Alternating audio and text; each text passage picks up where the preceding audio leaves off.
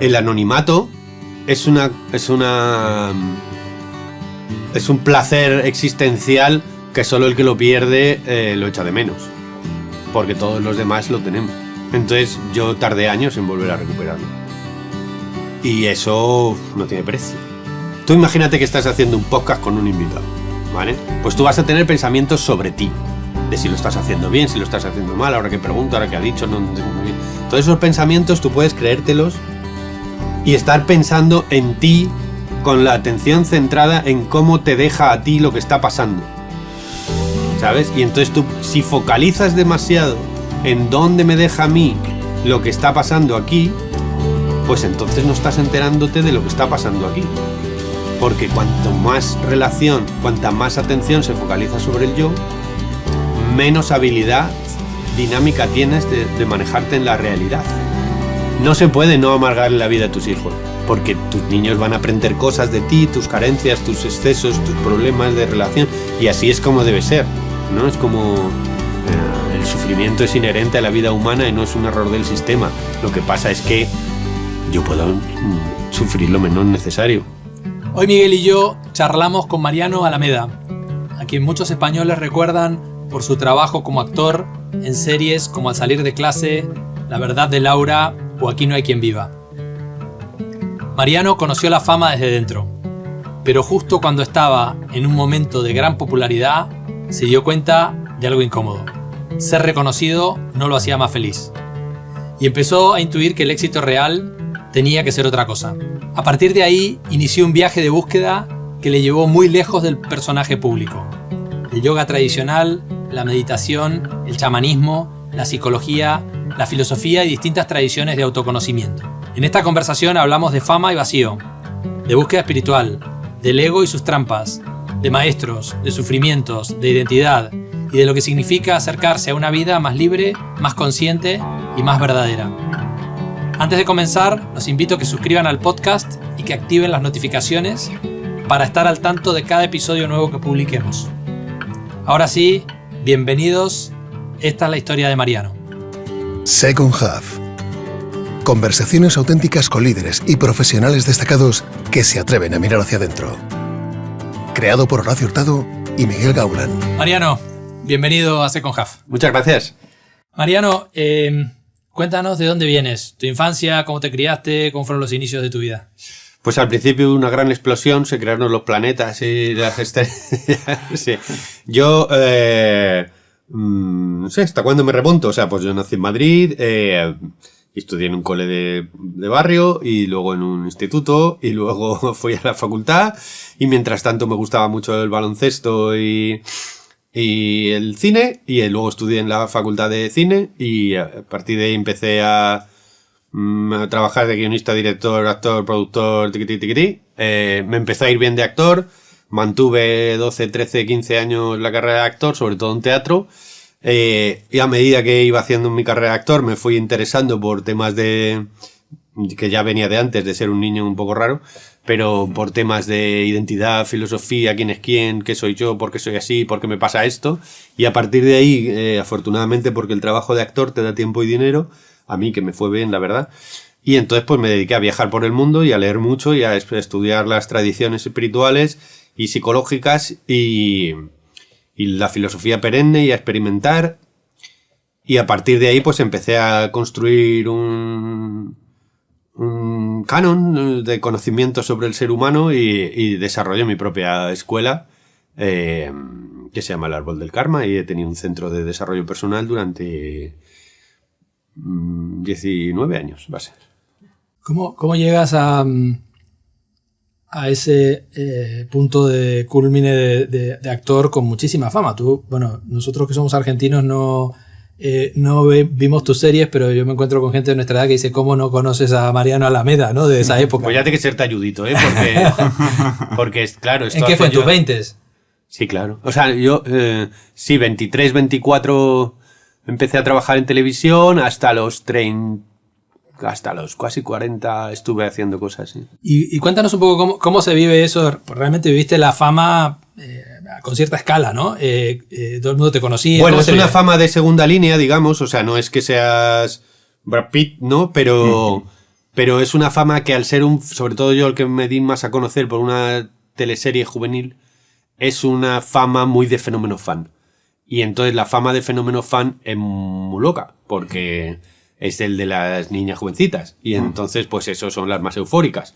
Y entonces es, digamos, como la fama más espectacular. Y luego es verdad que pues ya empiezas a relacionarte con el ámbito del famoseo tal, y entonces ya pues ahí conoces a todo el mundo y te vas de fiesta con los futbolistas y cosas de eso. ¿Y cómo lo viviste eso? O sea, la parte... tiene una parte buena, me imagino, ¿no? De adrenalina, de estar ahí en la cúspide. O sea. Sí, los primeros meses son rosas y rosas y luego ya empiezan las espinas y las espinas, ¿no? Pero bueno, yo creo que es una fase muy interesante porque te hace un loco o te puede que te despiertes, ¿no? Con respecto a esa experiencia, te hace replantearte todo, que todo el mundo te trata distinto, cada uno te mira en base a sus propias ideas sobre ti, tú vas cambiando de identidad para cada uno de ellos según la serie o la peli que hayan visto, ¿sabes? Pasas de un chico de barrio a un fenómeno fan y entonces te replanteas muchas cosas, ¿no? Bueno, ¿qué encontrabas en la actuación? ¿Por qué te apasionaba el teatro y la actuación? Yo en realidad nunca quise ser actor, o sea, yo quería ser director de cine, quería ser director de cine. En realidad tampoco quería ser director de cine, quería ser director de iluminación de cine. Yo lo que quería era poner las luces en las películas, ¿no? Porque vi una película de Néstor Almendros, que es un director de fotografía muy bueno, y me flipó y quería hacer fotografía de cine. Lo que pasa es que a medida que iba haciendo, que estaba en la facultad, pues me iba interesando más la dirección y el guión, y a mí siempre me habían gustado mucho las historias de fantasía, sobre todo, y de ciencia ficción. Y entonces luego ya me derivé más hacia el guión y luego ya cuando empezamos a hacer cositas de vamos a hacer cortos, no sé qué, pues eso empezamos ya, pues hazlo tú y a partir de ahí empecé a actuar y me fue muy bien y claro, ya no me cambié de sector. Claro. ¿Y cómo haces para no subirte a esa ola, no? Porque hablaste de que va cambiando tu identidad o por lo menos la percepción de tu identidad por los demás, ¿no? ¿Cómo te jugó a ti el eso, subirte o no subirte al personaje que se estaba creando, ¿no? No, pues te subes, claro. Te subes a lo bestia. Te subes, te haces gilipollas, se cae y entonces dices, ¿eh? ¿Y este quién era? ¿No? O sea, porque claro, es mucho... Para la estructura de la identidad, para el ego, es muy fácil identificarse con los procesos beneficiosos. O sea... Tú dices, pues yo decidí casarme con no sé quién, decidí hacer ingeniería industrial, decidí montar esta empresa, he montado una startup de la hostia. Todo esto lo has decidido tú y te crees que es una cuestión tuya, ¿no? Pero nadie dice, entonces decidí que mi hijo se pusiera enfermo, que mi esposa me dejara, que la empresa quebrara. Claro. Eso no sucede, ¿no? Entonces, si tú eres el autor de las actividades positivas, ¿por qué no eres el autor de las actividades negativas? ¿No? Entonces, uno se plantea mucho quién es el autor. O sea, en realidad, ¿quién es el agente causal ejecutor de las acciones? ¿No? Y esa pregunta no es nada fácil de contestar. ¿Por qué no? ¿Qué es lo que tú encuentras ahí? ¿Qué dificultad encuentras en...? Bueno, te das cuenta de que en realidad es un proceso identificativo. O sea, que tú te identificas o no como el que ejecuta las acciones. Esto se ve muy fácil cuando si tú eres del Madrid y vas al fútbol y ganan, dice, hemos ganado. Y si pierden, dicen, han perdido. ¿Esto qué es? ¿Que te identificas o no? O sea, ¿lo metes dentro del yo o lo sacas del yo? Lo mismo que si dices, es que no hago bien la digestión. O es que el estómago no me está haciendo bien la digestión. Es decir, el estómago es un no yo. Entonces, el yo se coloca o no se coloca identificativamente sobre las acciones de la realidad. Entonces es un proceso totalmente aleatorio que tiene que ver con la defensa de la propia idea de uno mismo. Entonces uno se puede creer que es el agente causal de todo, entonces vive en un trastorno narcisista omnipotente tipo Donald Trump, ¿no? Que él se cree que lo puede todo, lo sabe todo y siempre lo hace bien. O puedo vivir en una victimización del el destino, me maneja de un lado a otro y me zarandea y yo soy un pobrecito que no puede hacer nada. Todo eso también es imaginario. Claro. Y entonces tú te subes a esa identidad como es inevitable, dices, y luego cómo te bajas de ahí, ¿no? O sea, cómo es en tu experiencia el proceso de... Porque eso tiene mucho que ver con la idea de second half, ¿no? Cuando uno va tomando perspectiva de las cosas, dice, ¿qué me está pasando? ¿Este soy yo? ¿O realmente no soy yo? ¿Es lo que esperan los demás de mí? ¿Cómo fue tu proceso, digamos, de ir viendo lo que estaba pasando y bueno, y adelantando, haciendo fast forward, hiciste un cambio radical en tu vida, ¿no? Es que esto del second half que decís es muy interesante porque en realidad es una crisis de identidad. O sea, es cuando uno se plantea si lo que él creía que era y lo que él creía que iba a experimentar, conseguir o vivir se ha cumplido o no se ha cumplido. ¿Sabes? Entonces ahí es cuando uno tiene que hacer un replanteamiento existencial de si yo soy este, si no soy este, si voy a ir a mejor, si voy a ir a peor, porque es cuando llega un poco a cancelarse la esperanza. Digamos, ya sabes que no vas a ser mejor, no vas a ser más listo, no vas a ser más guapo, no vas a ser... Entonces, si no lo has conseguido ya, a lo mejor no lo consigues. O si no te ha pasado lo que creías que te iba a pasar, o te ha pasado lo que no creías que te iba a pasar, y ya el principio de realidad ya te ha metido un par de guantás, y entonces haces, pues yo que creía que esto no era. Entonces te replanteas las cosas. Entonces eso tú lo puedes vivir más o menos sobre los 40 y tantos, 50, que es cuando se vive, cada vez más tarde, porque como todo va más tarde ahora, a lo que antes era la crisis de los 40, ahora es la crisis de los 50. Pero yo en mi caso, claro, lo tuve que vivir mucho antes estas crisis porque yo tuve que hacer grandes cambios de identidad muy rápidos y muy sorprendentes y muy extremos. Entonces, claro, aparte de que tú cuando interpretas muchos personajes vas incorporando cosas de los personajes y hay cosas de los personajes que no puedes experimentar y de visto porque no lo puedo experimentar. Entonces, ¿por qué esto? Yo entonces, ¿cómo soy yo? ¿Quién soy yo? ¿Por qué me miran así? Yo entonces, ¿qué soy? ¿El niño del barrio? ¿Por qué ahora ligo tanto y antes no ligaba nada? ¿Qué pasa? ¿Entiendes? Entonces es como que te lo replanteas todo y te das cuenta, pues básicamente, de que la identidad es una entidad imaginaria, psíquica, una especie de fantasma mental que tenemos en la cabeza y que básicamente es un subproducto del sufrimiento infantil. ¿Cómo iniciaste ese camino espiritual? Porque, bueno, ahora sí hace 2 décadas, como decías, digamos, hasta, no digo un manual muy claro, digamos, ¿no? ¿Cómo fue ese proceso de búsqueda hacia ese yo no yo? O hacia bueno, yo de pequeño ya tenía una cierta querencia peculiar, ¿no? Ya era un niño que miraba abejorros, como de mi familia. El niño está todo el día mirando a los abejorros, ¿sabes? O sea, ya era un niño como muy contemplativo, muy lector, muy ratoncillo de biblioteca, ¿no? De todo, que todo puede ser de otra manera. Yo esto no sé si es así, a lo mejor esto es de otro rollo. También había tenido como sensaciones de estar aquí otra vez, o sea, como decir, yo otra vez vuelvo a la vida, ¿no? Era una sensación muy rara, como de que ya había estado aquí otras veces y cosas así.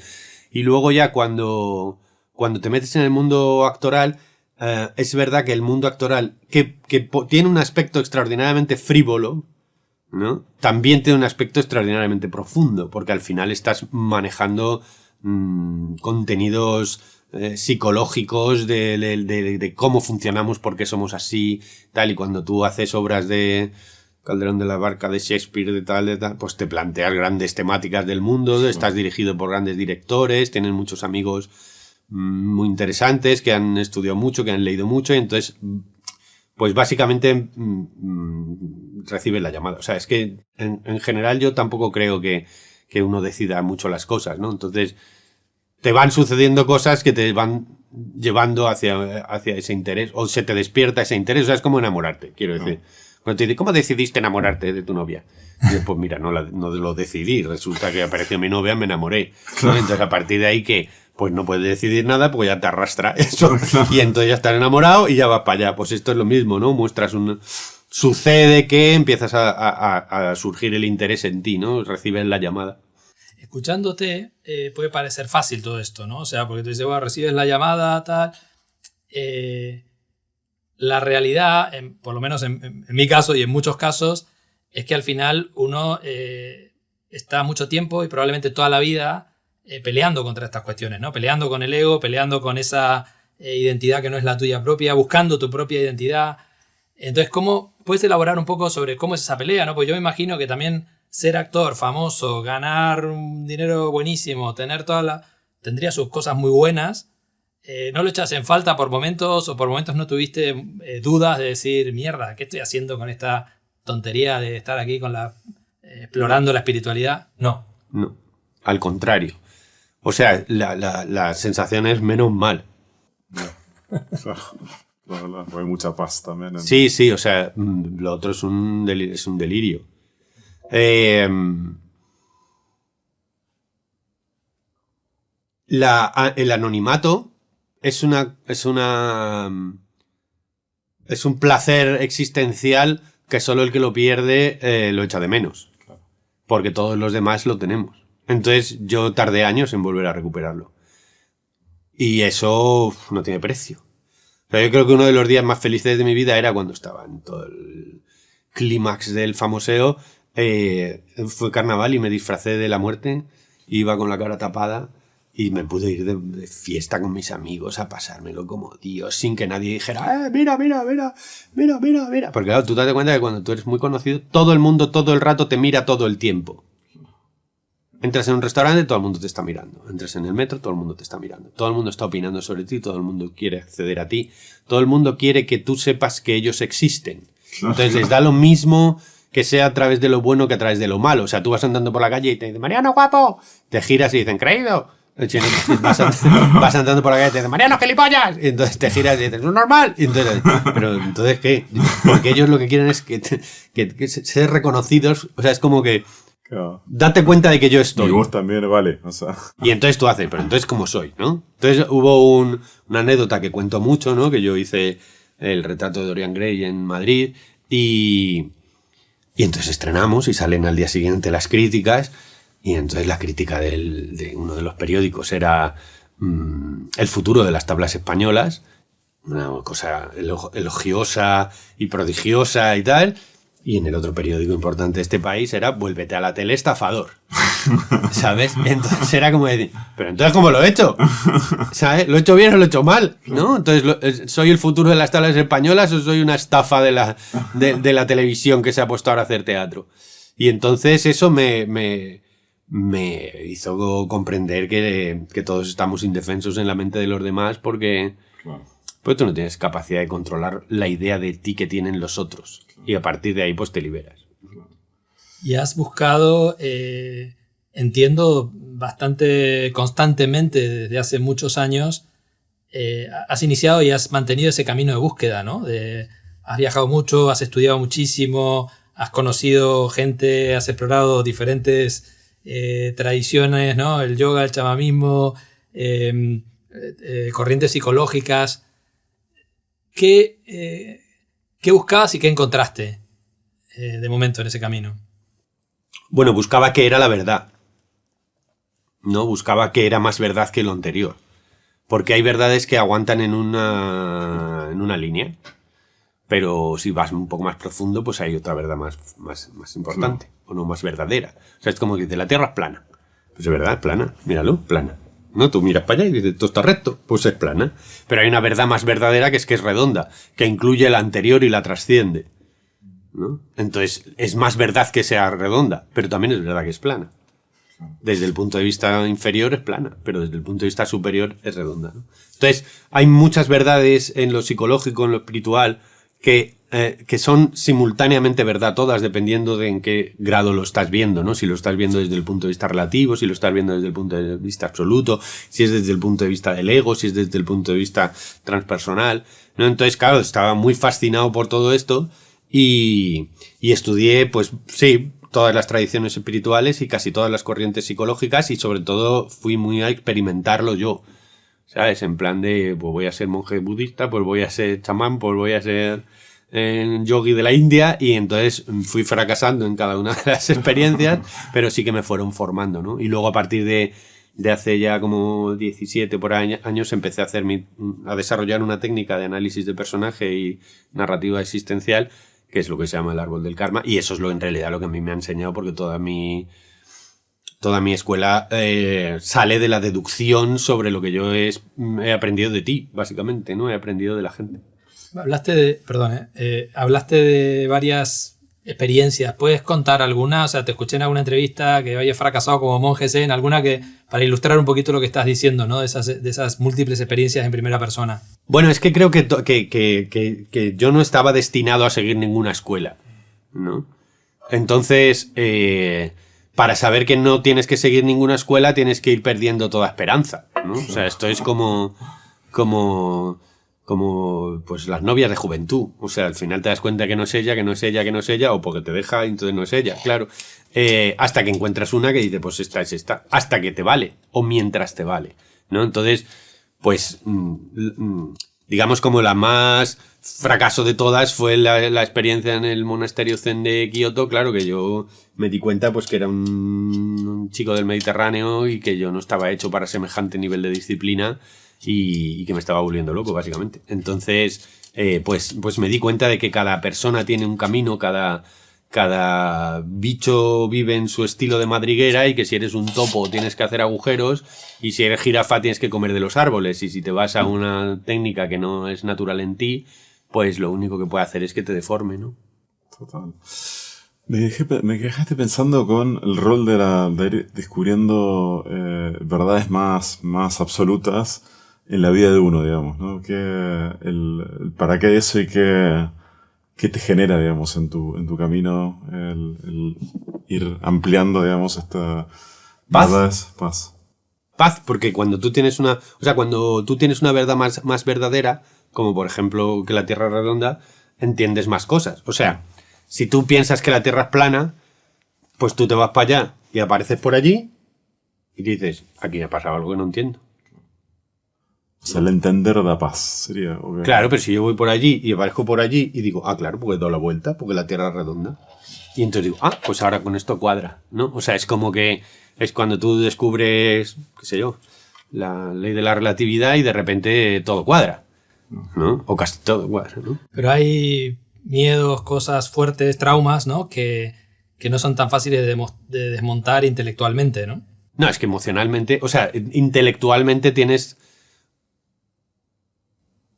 digamos, como una evolución intelectual, pero luego hay una evolución emocional y hay una evolución de acción en la vida, y son aspectos distintos que son interrelacionados, pero tú pensando no vas a controlar, por ejemplo, las emociones, ¿no? Que tienen otro tipo de procesamiento. Entonces las emociones se curan con emociones, sobre todo si son emociones prilingüísticas. Dejaste pasar un titular de heridas de la infancia, ¿no? Que tiene muchas veces que ver con esto, ¿no? Con marcas que tenemos, heridas o no heridas, digamos, marcas de la infancia, que al final te plantas en un momento de tu vida y dices, ¿por qué tengo miedo a esto? ¿Por qué me comporto de esta manera? ¿Por qué reacciono de esta manera? Y en el fondo no es ni siquiera una decisión propia, ¿no? Es por una influencia que recibiste, ¿no? Total. O sea, los niños en realidad lo que experimentan es una desunión con la realidad. O sea, un bebé está unido a la realidad, él no sabe que no es su madre. Claro. Ni siquiera tiene una identidad separada, ¿no? Si el mamá es leche, teta y boca simultáneamente en una experiencia unificada. ¿Entendéis? Total. A medida que el cerebro se va desarrollando, el bebé se separa y empieza a tener una identidad del yo y una identidad del otro. Y como ese otro me trata, define cómo soy yo. Entonces, la identidad propia en realidad es un subproducto de la falta de vínculo o del exceso de vínculo que el bebé ha tenido, que el nene ha tenido. Y eso construye el yo. Es decir, si yo he sido un niño 7 entre 6 hermanos y no me han prestado ninguna atención, pues entonces yo deduzco que no tengo importancia, que no tengo voz, que no me entero de nada y que nadie cuenta conmigo. Con lo cual ¿cuál va a ser mi búsqueda? Pues ser un tirano. Lo que voy a querer es tener poder, enterarme de todo y mangonear. Y entonces, pero mi identidad busca eso porque teme no serlo. Y teme no serlo por lo que yo he experimentado de pequeño. Y a partir de ahí comienzan los ciclos del karma. Yo busco tener poder, pero el poder lo voy perdiendo, me vuelvo a ver un miserable, vuelvo a querer tener poder, es decir, una y otra vez, una y otra vez, una y otra vez. O sea que la construcción del yo se inicia por una falta ¿no? de unidad, de armonía. La construcción del yo es una pérdida del vínculo. O sea, es con algo que yo no me puedo unir. No me puedo unir a el maltrato de mi padre, no me puedo unir a los llantos de mi madre, no me puedo unir al desprecio de mis amigos. Claro. Y entonces eso se me queda como un otro, como un rechazo. O yo no tengo algo que debería haber recibido. ¿Sí? No he recibido suficiente cariño, no he recibido suficiente atención y entonces estoy en demanda continua de eso que no recibí en la infancia. Lo que pasa es que si a mí no me escuchó nadie, yo voy a estar continuamente deseando ser escuchado. Lo que pasa es que da igual, aunque yo sea el papa, voy a estar siempre en demanda. Porque el niño es el que se tenía que haber escuchado. El adulto, aunque le escuchen, siempre está hambriento. ¿No entiendes? Pues es un hambre infantil que está escondido en el inconsciente y del cual no lo manejamos, con lo cual está siempre el motor de la carencia encendido. ¿Y cómo se sana eso, Mariano? Porque lo conectamos a la parte emocional. ¿Cómo sanamos esos niños insatisfechos que a veces se transforman en pseudopoderosos mujeres, hombres que... La vida en sí mismo los cura. O sea, el principio de realidad, digamos, es una máquina de equilibrio y a base de sufrimiento y discernimiento se va curando. Pero si tú colaboras, digamos, con ese proceso de comprensión sobre ti mismo y sobre el mundo, pues digamos que te permite facilitar los procesos de conocimiento que te hagan que tú puedas mejorar, ¿no? Pues un proceso terapéutico muy bien hecho, o un proceso de autoindagación, o un proceso de experimentación de alguna técnica interesante, que te van a llevar, digamos, pues a alcanzar un mayor nivel de paz que te viene de que vuelve a producirse el vínculo con la realidad. Es decir, que dejas de tener grandes apegos y grandes rechazos en la realidad, sino que tú te puedes manejar en casi cualquier situación de una manera proporcional y equilibrada. Claro. Sí, seleccionar.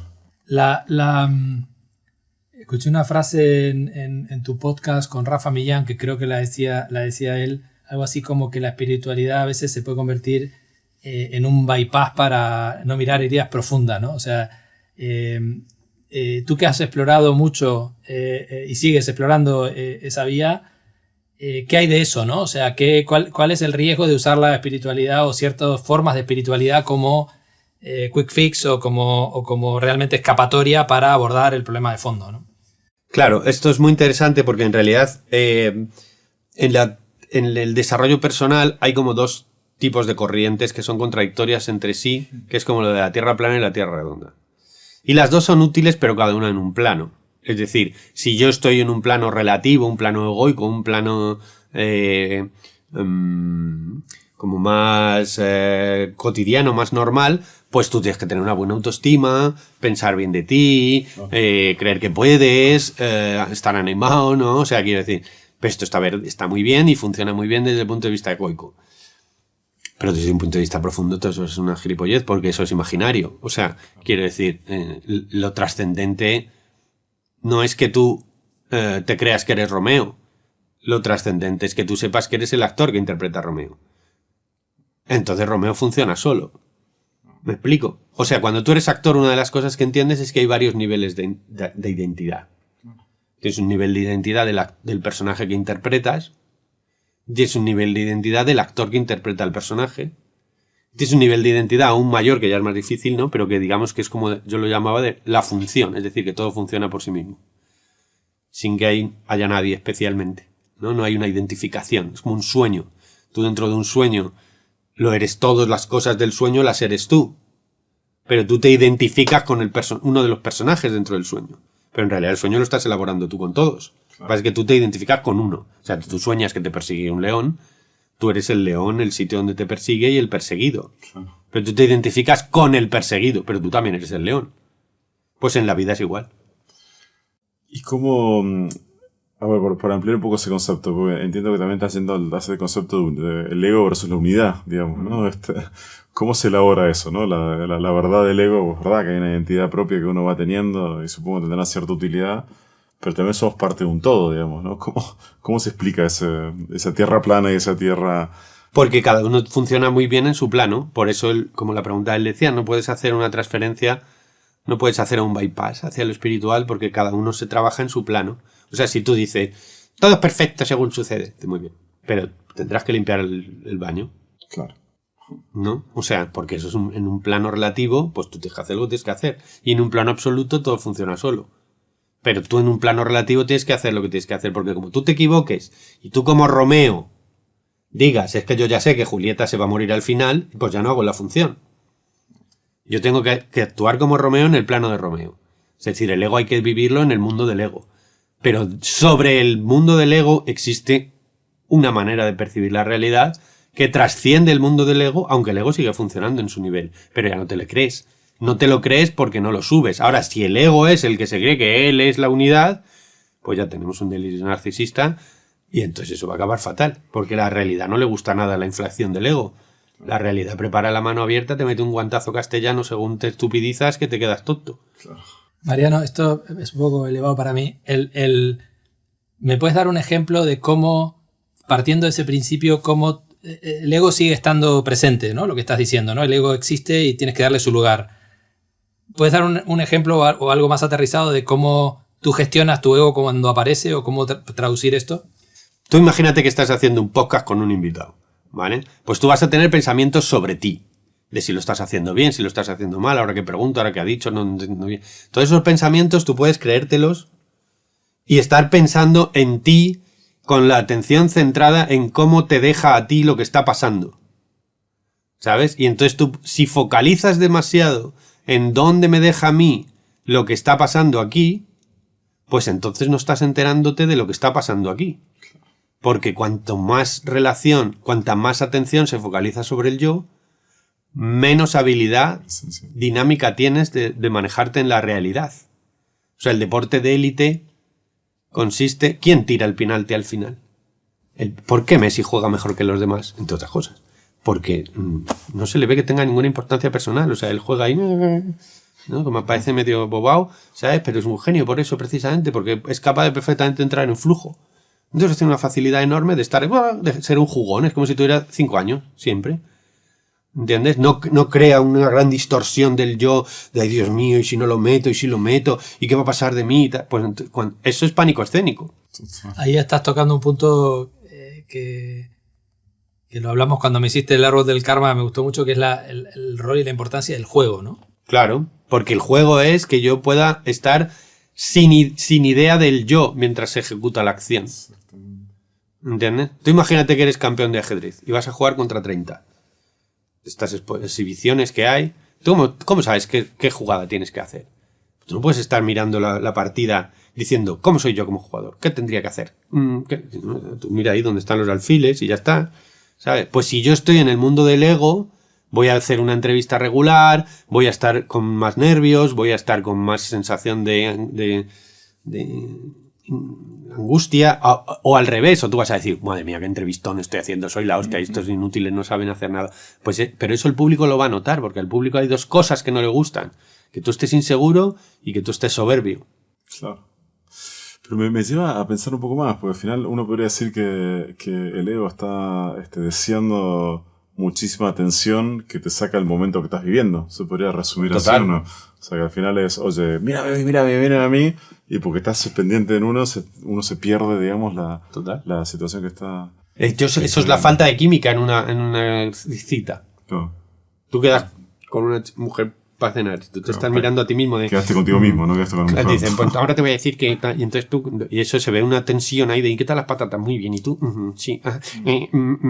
¿Por qué? Porque yo estoy mirándome a mí, tú te estás mirando a ti, yo estoy mirando a ver qué tú piensas de mí, tú estás pensando que yo pienso de ti, y a partir de ahí somos 16 personas intentando relacionarnos.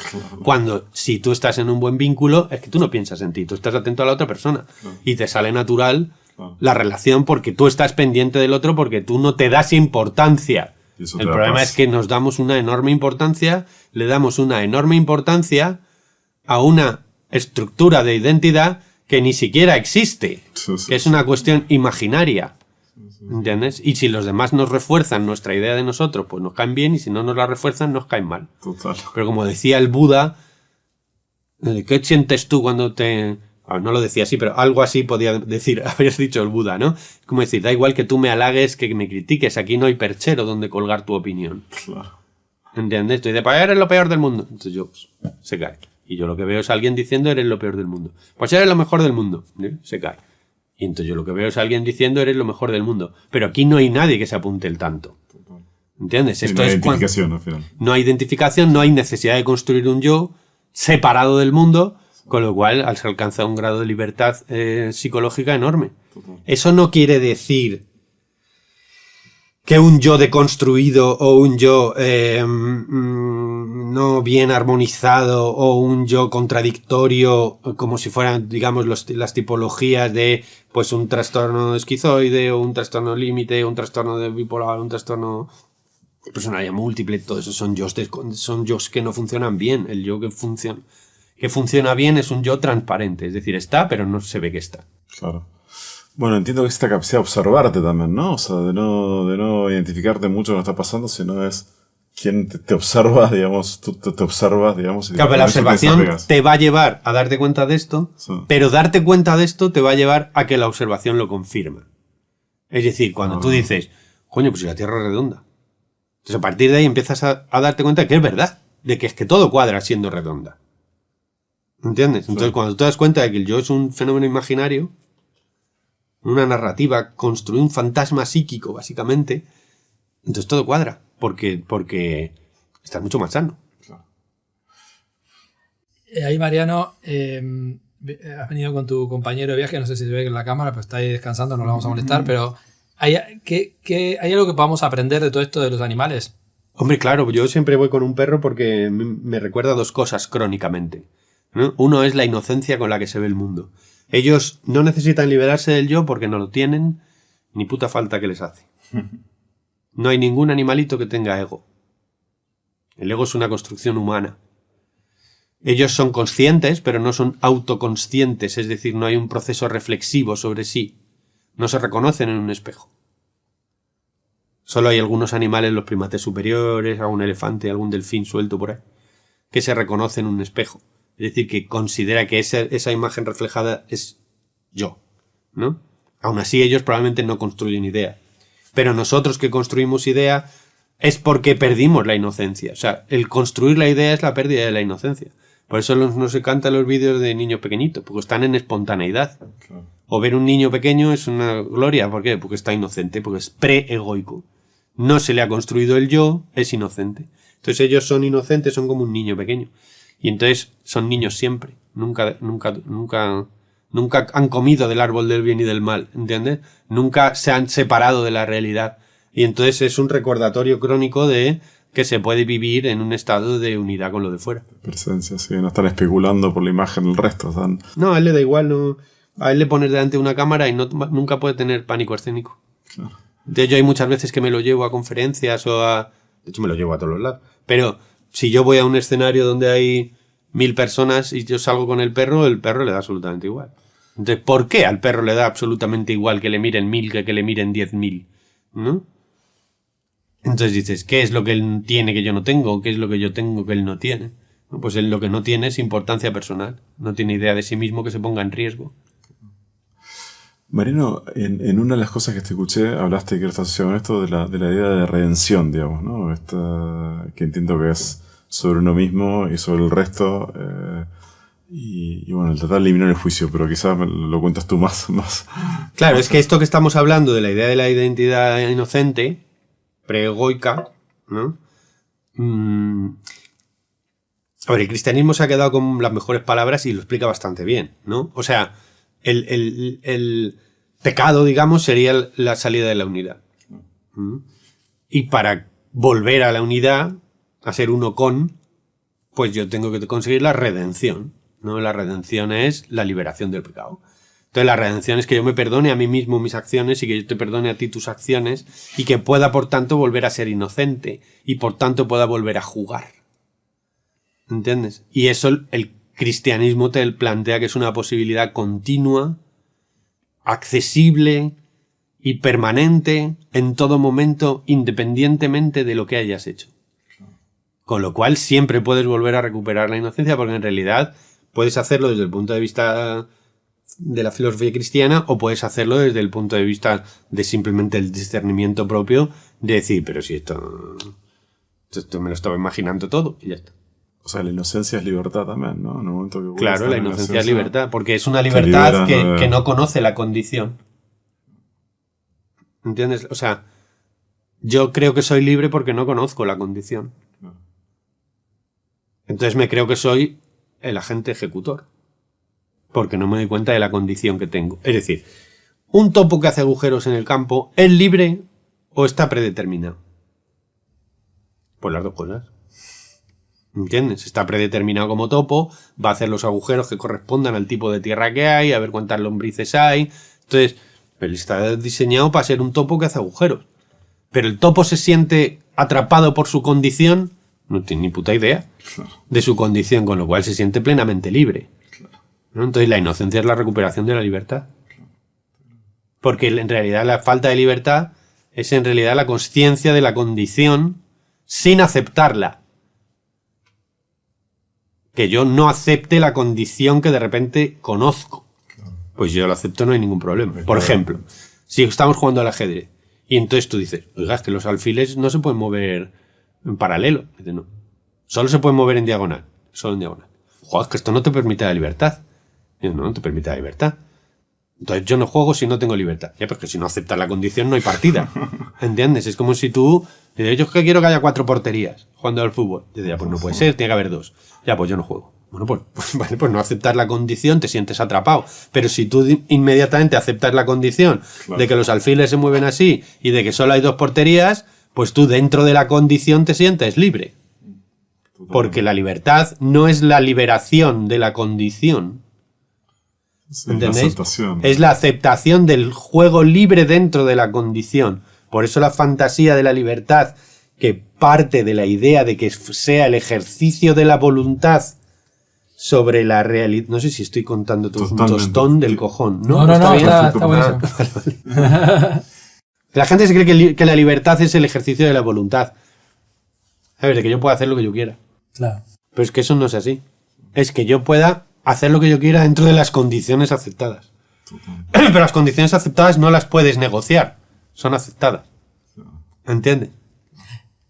Todo esto, mucha gente que nos escucha, ¿no? Son emprendedores, gente del mundo corporativo con quienes trabajamos a diario, que buscan el éxito profesional, que bueno, yo creo que con cierta edad y experiencia empiezan a percibir o empezamos a percibir este tipo de cosas, pero bueno, ni cerca del privilegio que tú has tenido de darte cuenta y haber tenido la lucidez de haberlo explorado tanto desde tan temprano, ¿no? Entonces, esto puede sonar a decir, como decimos en Argentina, estás en el horno, ¿no? No hay esperanza, porque esto es un trabajo arduo, de pico y pala, que no es obvio.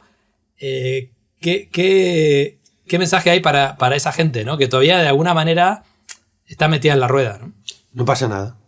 Está bien, no hay ningún problema. No hay un pecado. O sea, no hay que arrepentirse. O sea, no hay que decir yo no sé. ¿Sabes? Estás viviendo lo que te corresponde. Si en ti hay una llamada, la escucharás, si no, no. El éxito o el dinero... o sea... está bien que uno que quiera acceder al éxito y va a aplazar la idea de la felicidad hasta que crea que lo consiga, ¿no? Hay gente que no lo consigue nunca, con lo cual se pasa la vida pensando si hubiera tenido éxito hubiera sido feliz. Pero la gente que tiene éxito inmediatamente sale de esa dinámica. Porque una de dos, o cae en el delirio de cuando tenga más éxito, ¿sabes lo que te digo? Entonces no tiene fin. Eso porque al final, ¿qué? ¿Tú crees que Elon Musk es más feliz que la tía Paca, la del pueblo? No. Está claro, no. Tendrá sus neurosis, sus problemas, sus historias. ¿Entiendes? Entonces, pues se puede tener más éxito profesional, económico. No se puede tener más éxito. ¿Tú crees que Michael Jackson era feliz? Michael Jackson estaba como una puta campana. El pobrecito era un genio increíble, pero estaba loquísimo. Y sufría como un desesperado. ¿Y quién era? El más grande de los más grandes de toda la historia de todos los tiempos. O sea, el artista más famoso del mundo. Más rico del mundo. Con más éxito del mundo. ¿Y cómo estaba? ¿Loco perdido? ¿No? El hombre más poderoso del mundo. Donald Trump. O Putin. O Xi Jinping. ¿Es que este tío vive en paz? Teniendo tanto poder. No vive en paz. Vive con una cantidad de marrones de la hostia. Pues todo el mundo ahí... Oye, che, ¿qué ha pasado? No sé qué. Que acaban de bombardear no sé cuándo. Entonces, cago en la puta madre. ¿Ahora qué hago? ¿Ahora qué hago? Porque tienen mucho poder, tienen mucha responsabilidad. Muchos líos. Entonces, hay casos donde eso es más difícil de ver porque con personas, por ejemplo, muy queribles, ¿no? Ahora hay un debate, por ejemplo, no sé si viste la última serie de Rafa Nadal, que es una persona, yo creo, bastante sí, querida, ¿no? Generalizadamente. Y bueno, sin embargo hay un debate, ¿no? De decir, oye, claro, al final ese nivel de exigencia desde tan pequeño, desde niño, ese sentido de obligación, ese crear tu identidad alrededor de eso, ¿Cómo encaja con todo esto, no? Pues esto es un ejemplo perfecto, el éxito deportivo. O sea, los grandes deportistas, yo he tratado muchos grandes deportistas y muchos CEOs súper famosos y muchas estrellas de televisión. En mi técnica están como campanas también. O sea, quiero decir, no es que estén más locos que los otros, pero no hay ninguna relación entre la salud psíquica y el éxito profesional. Ninguna. No hay ninguna relación entre la paz y el dinero. Pero como sociedad estamos mal, ¿no? Porque tendemos a ponerlos como role models. Pero porque estamos equivocando la comodidad con la tranquilidad. O sea, o con la paz interior. Yo puedo tener una casa estupenda, entonces voy a estar más cómodo. Pero eso no implica que yo no pueda estar gilipollas, o sea, de la cabeza, ¿entiendes? Que yo no pueda tener emociones terribles o que tenga ataques de ansiedad o no. No, yo puedo tener en la misma sesión, o sea, el mismo día, una sesión por la mañana de alguien con angustia económica porque ha vendido mal una flota de Boeing 747 de su mega empresa, y por la tarde tiene la misma angustia económica el tendero de la panadería de enfrente que no vende lo suficiente, y viven exactamente en el mismo nivel de sufrimiento, con 150.000 millones de diferencia en el banco. Percepción. Sí, pero me refiero que como sociedad muchas veces educamos a nuestros propios hijos mirando esos role models que muchas veces tienen asociado ese... Necesariamente para poder conseguir ese éxito tiene asociado ese nivel de sufrimiento, ¿no? Casi necesariamente. El caso de Messi, ya, pero que decía, no es verdad. así. Es que no es verdad. Okay. Porque tú... O sea, es verdad que hay un nivel de exigencia que te va a exigir, sobre todo el deporte de competición. O sea, porque tú puedes ser alguien que tenga una facilidad artística, por ejemplo, que se pueda desarrollar sin esfuerzo porque escribes muy bien, cantas muy bien o actúas muy bien sin un gran esfuerzo, digamos, ¿no? Pero si tú eres un deportista de élite, tienes que apretarlo. Vamos. O sea, eso... Hay una relación directa entre padres exigentes y deportistas de élite. O sea, porque casi todos los deportistas de élite han tenido un padre muy exigente. Pues si no, no has introyectado una voluntad de esfuerzo que te lleve a eso. Entonces, sí, tú vas a poder conseguir, a lo mejor, una cierta capacidad a base del esfuerzo, pero esto es una idea ficticia, porque cuando sale una actriz que ha recibido el Oscar y dice, quiero decirle a todas las niñas que se esfuercen y que los sueños se consiguen, porque mira, aquí estoy yo con el Oscar. Y dices, sí, pero las otras 150.000 que han hecho películas ese año no le han dado el Oscar, no salen a decir, no perdáis el tiempo, esto es una estafa. ¿Entiendes lo que te digo? Me he comido doblas y no me ha servido de nada. Y dices, no, hombre, no puede ser. O sea, lo que pasa es que nosotros fantaseamos, porque está bien y no pasa nada, es así como funciona el sistema capitalista, ¿no? Con que, y además es un delirio de que a los que les va bien es porque se han esforzado y tal, y no porque han heredado la mitad del patrimonio de su familia. Y también esos padres exigentes muchas veces están buscando el éxito que buscaron y no tuvieron en su hijo, ¿no? O sea, están intentando resolver sus propios asuntos de su propia infancia. Sí, yo cuando era entrenador decíamos que había dos tipos de seres inferiores, uno que eran los árbitros y otro los padres de los niños. y con los seres inferiores no había que tratar, ¿sabes? Porque cuando tú veías un niño que tenía problemas, decías, ¿este niño qué le pasa? Que vengan tus padres a verme. Y entonces decías, ya sé lo que te pasa, claro, que tu padre está pirado, ¿no? Entonces, así dicho, todo el mundo intenta hacerlo lo mejor que puede porque a sus hijos intenta educarles de la mejor manera posible, pero es que todos somos niños heridos de nuestra infancia, ¿no? Entonces el otro día en el podcast de la Taberna de Platón era de cómo no amargarle la vida a tus hijos, se llamaba, ¿no? Y entonces decimos, Rafa, vamos a hablar hoy sobre cómo no amargarle la vida a tus hijos. ¿A la de una, a la de dos o a la de tres? Y decimos los dos. No se puede. No se puede no amargarle la vida a tus hijos. Porque tus niños van a aprender cosas de ti, tus carencias, tus excesos, tus problemas de relación, y así es como debe ser, ¿no? Es como el sufrimiento es inherente a la vida humana y no es un error del sistema. Lo que pasa es que yo puedo sufrir lo menos necesario. También el rol del sufrimiento,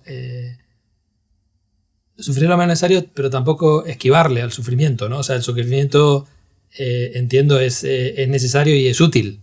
Y a veces hay que mirarlo a la cara, ¿no? Había un chamán en el Amazonas, cuando yo estuve allí trabajando con los Shuar, que decía, el sufrimiento es lo que la mente hace con el dolor. El sufrimiento es un producto del pensamiento. El dolor es el dolor. O sea, por eso los perros no sufren psicológicamente por culpa de una narrativa delirante. O sea, es como decir, el perrito no puede estar preocupado porque se va a morir. ¿Entiendes? Va a dolerle porque se está muriendo. Pero no sabe que se está muriendo. Luego toda la parte del miedo no la vive. Mariano, hay una... en este camino, digamos, hacia intentar ser parte del todo y, bueno, ir gestionando... Bueno, es que ya lo eres. Otra cosa es que ¿sabes? Sí, o sea, de entenderlo, ¿no? De vivir, sí, de vivir con de esa, darte cuenta que ya sucede, pero no es una cosa que tengas que hacer tú. esa comprensión. En mi experiencia personal, que, bueno, o sea, es una mínima fracción que la tuya y recién empieza, yo lo que me doy cuenta es que a poco que pierdes ciertos hábitos, yo me siento que vuelvo a ser el mismo tonto de antes, digamos, ¿no? O sea, ¿Cómo? vuelvo a ser el mismo tonto de antes, vuelvo a ser el mismo egoico y tal, ¿no? O sea, que ahí... y puede pasar en días, ¿eh? Puede pasar que 2 o 3 días que me distraje y ya vuelvo a la casilla de salida, como este juego de las serpientes escaleras, ¿no? ¿Cómo son tus hábitos? ¿Cómo son tus hábitos espirituales para mantenerte centrado, digamos, la mejor No, yo manera? caigo yo soy gilipollas ocasionalmente. Pero bueno, pero seguro tienes más experiencia de esto. O sea, yo, por ejemplo... ¿Qué cosas haces para sostenerlo? Cuando yo jugaba al baloncesto, que era súper competitivo, Sí. ¿sabes? Y era un chulito de mierda, ¿sabes?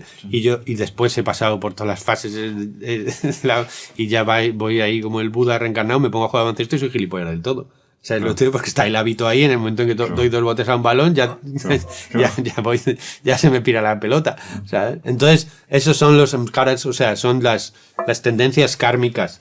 Entonces, ¿qué hay que hacer cuando uno se da cuenta de que ha caído otra vez en la estupidez profunda? Pues redención. Ego me absolvo y no mire patria, filia te espíritu, ¿sabes? Yo me perdono otra vez la estupidez y ya está. Y vuelvo a darme cuenta de qué es lo que hay. ¿Y la parte preventiva? O sea, ¿qué prácticas tienes tú para prevenir?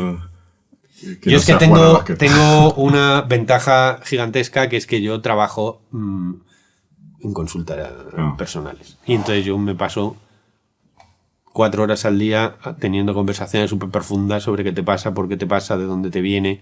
¿No? La técnica del árbol del karma esta que desarrollé yo es un test de 100 preguntas donde después te hablo de qué le pasa a tu yo, por qué es así, cómo tiene la relación con la identidad, con la relación. Entonces a mí eso ya me coloca, porque es una especie de meditación estructural. Y luego, pues yo tiendo a ser muy contemplativo, ¿sabes? No es que haga grandes prácticas de me siento a meditar en loto perfecto, tal. No. Yo soy de pasear con el perro, quedarme mirando las montañas, escuchar...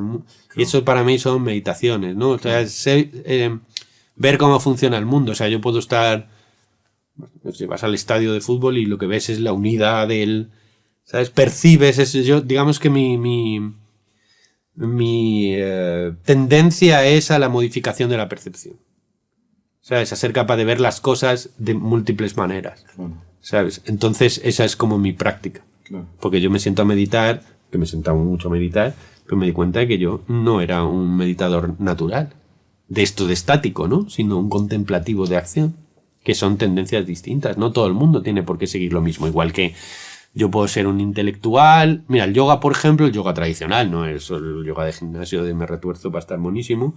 El yoga ofrece el Raja Yoga, que sería meditación, el Jnana Yoga, que sería el conocimiento intelectual de la verdad, el Bhakti Yoga, que sería el yoga de la devoción, el yoga del amor, el Karma Yoga, que sería el yoga de la acción, el Kundalini Yoga, que sería el yoga de la energía, el Tantra Yoga, que sería... Entonces hay diferentes niveles para saber cuál es tu cuelgue personal, si eres más intelectual, más emocional, más un hombre de acción, si tú a alguien que tenga una tendencia a no poder estar quieto, lo pones quieto, pues lo que haces es lo vuelves loco, pobrecito. No es como tener un perrito que sea uno de estos belgas, ¿no? Un belga malinois, que se llama, que estos perros tienen que estar moviéndose todo el rato, pues lo tienes quieto y parado, pues le da un jamacuco, ¿no? Pues este perrito tendría que iluminarse en la acción, ¿no? Que le es más fácil. Total.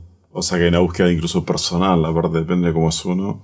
Claro, o sea, mira, todas las técnicas psicológicas profundas y todas las técnicas espirituales te ofrecen unos recursos para que tú... Esta es mi opinión. Es verdad que hay gente que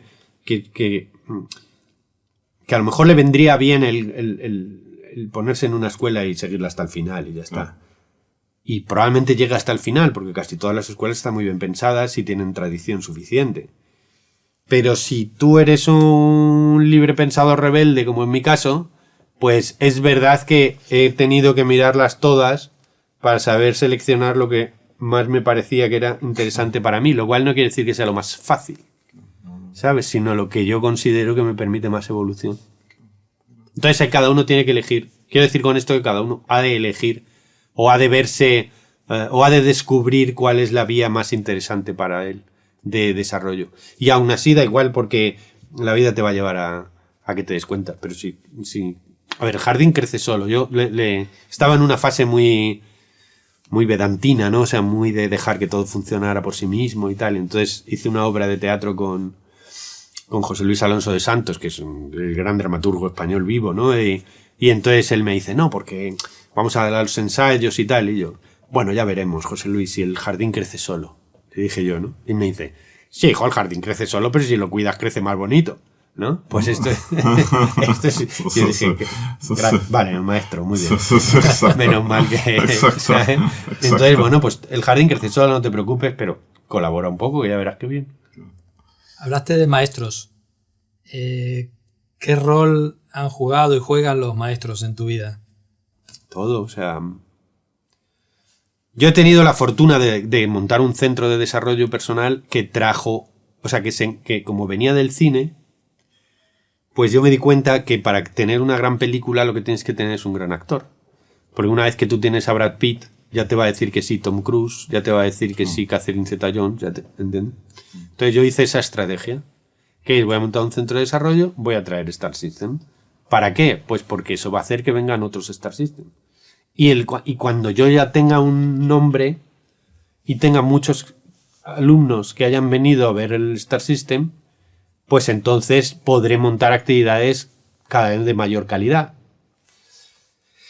Y entonces pues llamé a Jodorowsky, llamé a Claudio Naranjo, llamé a Joe Dispenza, llamé a Dokusu Villalba, llamé a Shesha, llamé a... qué sé yo, todos los grandes vivos, que hemos tenido muchos actuales. Y vinieron. ¿Y qué pasó? Pues que claro, tuve que comer con ellos, cenar con ellos, irlos a buscar al aeropuerto, aprender de ellos. Y luego hice muchísimos cursos con muchos maestros durante mucho tiempo y yo lo organizaba, con lo cual yo estaba allí. Con lo cual, pues soy 4 veces profesor de yoga. O sea, ¿por qué? Pues porque he hecho 4 cursos de formación de yoga. ¿Entiendes? De profesores durante 8 años. Entonces, eso ha sido una influencia enorme. Más luego yo intenté buscar en cada uno de las tradiciones como alguien que me pareciera el más auténtico verdaderamente. Es decir, no estudiar el budismo zen con un libro de un occidental, sino estudiar el budismo zen en un templo de Kioto, ¿no? No estudiar el chamanismo de los enteógenos y de las plantas maestras pseudo occidentalizadas, sino estudiarla de un abuelo, de la medicina, de una tribu, de no sé qué. Y entonces esto me lo permití poder hacerlo. Entonces uno es fruto de la gente con la que se ha juntado. Y entonces yo he tenido la increíble fortuna de estar relacionándome con lo más grande, ¿no? Pero esto es como cuando tú actúas. Si tú actúas con los mejores, pues aprendes a actuar. Muy bien, Mariano. Pues por ir cerrando, quizás preguntarte dónde estás ahora, ¿no? Hablando de segunda mitad, ¿no? Tú ya has iniciado el camino claramente hace mucho tiempo, pero no sé si lo piensas así, ¿no? Pero ¿cómo ves la próxima etapa de tu vida? ¿Qué te interesa? ¿Qué te motiva? ¿Qué te preocupa? ¿En dónde estás? Pues te diría que no tengo ni idea. O sea, porque una de las cosas que pasan es que aunque yo me pueda desarrollar una historia de mí mismo, ¿no? Porque aunque yo pueda tener una narrativa de qué ha pasado, por qué ha pasado y no sé qué, yo sé bien que esas narrativas son todas ficticias. Entonces, sé bien porque me dedico a eso. Me dedico a intentar darte una narrativa más verdadera a la que tú te das de tu propia experiencia. Es decir, tú te crees que la Tierra es plana y es verdad, yo te digo, mira, pero es redonda. Entonces tú, hostia, es verdad, es redonda. Siempre lo he sabido, pero no me había dado cuenta. Entonces yo no le tengo no le doy mucha cancha a las historias de mí mismo y de no sé qué. Estoy más pendiente de qué es lo que pasa que de ver qué significa para mí desde mi historia del yo qué es lo que pasa. Porque eso bueno, es entretenido, pero es como escribir una novela, ¿no? O sea, puedes escribirla en el género que quieras y a mí el género que me gusta es la comedia. Entonces, pues no le doy una especial importancia, ¿no? Porque no sé si mañana me va a atropellar un camión, entonces ¿para qué voy a pensar yo? ¿No? Voy viendo qué me va trayendo la realidad, ¿no? Y qué me conmueve. Es estar más a la escucha, digamos, que a la creación. Mariano, ha sido un placer. Muchísimas gracias por venir. Gracias a vosotros por la invitación. Espero que le guste mucho a la gente. Gracias.